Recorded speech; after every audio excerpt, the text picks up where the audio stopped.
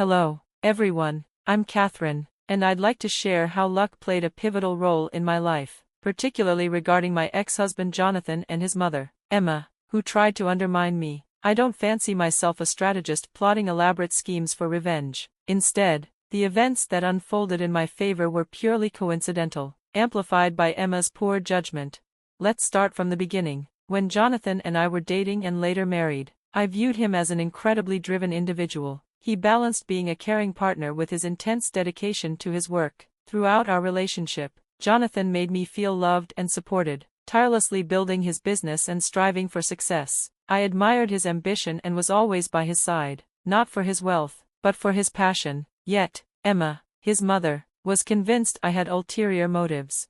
Emma frequently confronted me, insisting she could see my true intentions were purely financial. The truth was, when our relationship began, Jonathan was far from wealthy, and I had always supported him unconditionally. Emma believed she had taught Jonathan to prioritize financial success over all else, including personal relationships, claiming her lessons were the source of his ambition. However, I noticed a flaw in her pride. Jonathan's obsession with wealth was not born of passion or fulfillment. It was merely a drive to accumulate riches, a mentality instilled in him by Emma. Despite Emma's warnings that Jonathan would choose money over love, I held on to hope for a different future. Sadly, after we married, Jonathan changed drastically. He became increasingly distant, channeling all his energy into work and leaving little room for affection or warmth in our relationship. This transformation was heartbreaking, and I found myself clinging to the hope that things would improve. In this story, I'll show you how unexpected circumstances and sheer luck guided me through a challenging chapter, confronting betrayal from those I once trusted. It's a tale of resilience, the unpredictability of fate, and the realization that strength and vindication often come from the most unexpected places. Jonathan was under immense pressure from his personal ambitions for his business, and initially, I tried to be understanding. However, after 3 years with no sign of improvement, I realized we couldn't continue down this path. I approached him, expressing that our marriage felt more like a contract than a relationship. I said, "Jonathan, we've lost our connection, you've stopped showing me any affection, and our dates have become a thing of the past. I feel neglected." His response was dismissive. "Why should I take you out? Dates are just unnecessary expenses. I'm not working this hard for you to live like royalty. We're married. Those romantic gestures aren't needed anymore." I tried to explain that it wasn't about money, but rather about spending quality time together. Unfortunately, Jonathan couldn't see beyond the financial aspect, sarcastically asking if taking time off would magically increase his bank balance. I was deeply hurt, not just by his indifference but by the realization that he prioritized money over our relationship. This mindset, I believed, was heavily influenced by his mother, Emma, who consistently urged him to prioritize work and wealth above everything else, including our marriage. Eventually, the lack of affection and the overwhelming loneliness became unbearable, prompting me to file for divorce. Jonathan resisted, seemingly more concerned about the financial implications, particularly alimony. Given the significant disparity in our incomes, the court ruled in my favor. Emma's reaction to the proceedings was vitriolic. She accused me of marrying Jonathan for his wealth, labeling me a gold digger and blaming me for his suffering. Despite her accusations, I stood my ground, reaffirming that my decision to leave stemmed from Jonathan's neglect and obsession with money, traits Emma had instilled in him. In our final conversations, she remained unyielding, insisting that money should be Jonathan's only concern while derogatorily referring to me as a gold digger. These exchanges only confirmed my resolve to leave, as it became clear that both Jonathan and Emma valued wealth over love and meaningful connection. Emma made it abundantly clear that she would support her son through the aftermath of our divorce, hoping the court wouldn't grant me any financial assistance. However, I noticed Jonathan growing increasingly distant from her after I moved out. In his newfound solitude, he seemed more focused on safeguarding his wealth, gradually excluding anyone who might have a claim to his assets. This behavior raised concerns, suggesting he might be grappling with deeper issues that needed professional attention. His actions became erratic, with Emma as his sole anchor, until a peculiar incident occurred shortly after our divorce. One morning, while preparing for work, I was taken aback by an unexpected visitor, Emma. Her presence was surprising not only because she lived out of town but also due to her absence during the divorce. Save for her attempts to rally Jonathan, Her anger over the court's decision to award me a significant portion of Jonathan's wealth was palpable, making her visit even more baffling. Without invitation, she barged into my home, demanding a conversation. I decided to play the gracious host and went to prepare coffee. Upon my return, I caught her rummaging through my bag. She didn't notice me at first, and when I confronted her, she feigned innocence. As we sat down, I questioned her motive for visiting, fully aware it had to be significant given her previous hostility. Emma's response was scathing. She mocked my worth and usefulness, clearly holding me in contempt. Yet, her presence hinted at an urgency that belied her contempt. It soon became clear that her intent was to belittle me further, accusing me of ruining her son's life and deeming me worthless. This confrontation underscored the toxic dynamics that had plagued my relationship with Jonathan and his mother, highlighting the misunderstandings and misplaced values that led to our divorce. Despite the unpleasantness, this incident only solidified my decision to leave a situation where wealth and material concerns overshadowed human connection and emotional well-being. Emma's visit ended with a torrent of accusations and threats, insisting that I was responsible for Jonathan's financial woes post-divorce. She claimed my motives had always centered on his wealth, a notion that couldn't be further from the truth. My choice to divorce Jonathan stemmed from his emotional absence, not financial gain. The court's ruling on the divorce settlement was based on legal standards, not my desires. Despite her belief that I had manipulated the outcome to exploit her son, the reality was that the court acted on its discretion, not mine. Emma's tirade was bewildering and exasperating. Her decision to confront me in person after a long drive, solely to unleash a stream of insults and threats, seemed extreme for someone convinced of her righteousness. When she left, I was in shock, reflecting on the absurdity of the situation. The real intrigue began the next day. Recalling Emma's furtive rummaging through my belongings, I decided to check my things. To my dismay, my credit card was missing. Despite a thorough search, it remained unaccounted for, leading me to suspect Emma had taken it. Lacking concrete proof, I found myself in a precarious situation.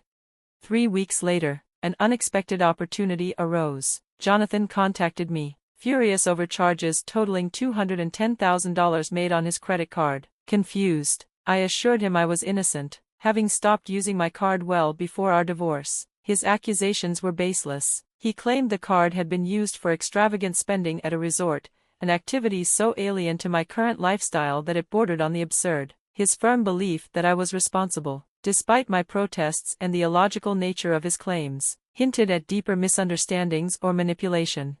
This situation not only underscored the ongoing mistrust between us, but also suggested a deliberate act of sabotage. If Emma had indeed taken my credit card during her visit, this could be her way of framing me, an act of revenge that would not only deepen the rift between Jonathan and me but also invite potential legal repercussions. Unraveling this mystery would require careful handling and undeniable proof of my innocence.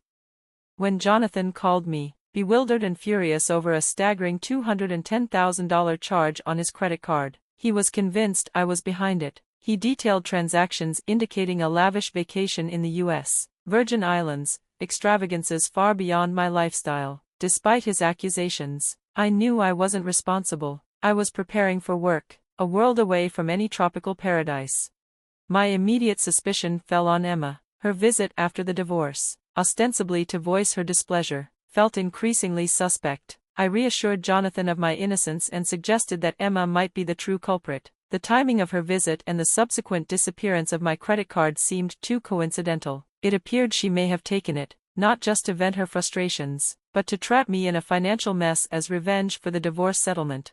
Determined to uncover the truth, I called Emma, deciding to record our conversation for evidence. Her initial taunt when she answered hinted at her guilt. She didn't just admit to taking my credit card, she gleefully confessed to using it to fund her luxurious vacation in the U.S. Virgin Islands. She detailed her extravagant adventures, boasting about the grand tours and five-star experiences she and her friends were enjoying, all at my expense.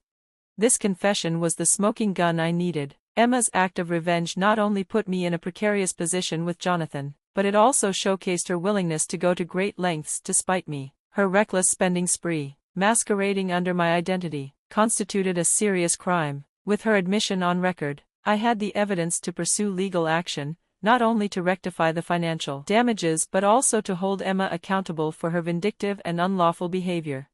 Emma's shocking admission that she spent $210,000 using my credit card was jaw-dropping. She justified her actions as payback for the divorce settlement I received from Jonathan, her tone laced with a disturbing blend of laughter and righteousness. Her confession was more than just an admission of guilt, it was a stark declaration of her complete disregard for both legal and moral boundaries. Emma seemed utterly oblivious to the severity of her actions, not just in terms of the theft but also the betrayal and potential legal consequences. She bragged about her ongoing spending spree, convinced that her physical distance from me rendered her untouchable. Yet, as she rambled about her plans, I couldn't help but laugh at the irony. This seemed to puzzle and irritate her further. She couldn't comprehend my apparent indifference to her misuse of my card. When I mentioned that she could continue to use it, her confusion deepened. Emma fundamentally misunderstood the situation. She believed her actions directly harmed me financially, but the reality was quite different. When I revealed that Jonathan would ultimately be notified of the charges, because the card was linked to his account and he was responsible for the bills per the court's decision, the dynamics shifted dramatically. This wasn't just any card, it was a supplementary card issued under Jonathan's name, making him liable for the expenses. Emma's plan, designed to make me suffer, was flawed from the outset. When she learned the consequences of her actions, how she had unwittingly burdened her own son with a massive bill, it became clear just how short-sighted and impulsive her revenge was. This revelation not only highlighted potential legal implications for her but also the unintentional financial strain on Jonathan, causing her scheme to backfire spectacularly. When I coolly thanked her for relieving me of the credit card, an item from my past with Jonathan that he had neglected to reclaim, her silence was deafening as she processed the ramifications of her actions. It seemed she had either overlooked or conveniently forgotten the court's ruling, which mandated that Jonathan cover my credit card expenses. This card was linked directly to his business account, making it a financial obligation he was legally bound to fulfill. As I clarified the situation, pointing out that it was Jonathan who would bear the financial burden of her spending spree, Emma's confidence crumbled into panic. Her frantic denials and abrupt hang-ups betrayed her growing realization of her mistake. She had not only misjudged the situation but had set herself up for a fallout with her son. Armed with the recorded confession, I had substantial leverage, not just over Emma but also in reshaping her relationship with Jonathan. I considered how Jonathan would react, knowing his affection for his mother was likely overshadowed by his instinct for financial preservation. After Emma's hasty retreat from our conversation, I reached out to Jonathan to reveal what had transpired. I presented him with a choice: we could jointly report the unauthorized use of the card to the authorities, or he could handle the matter personally.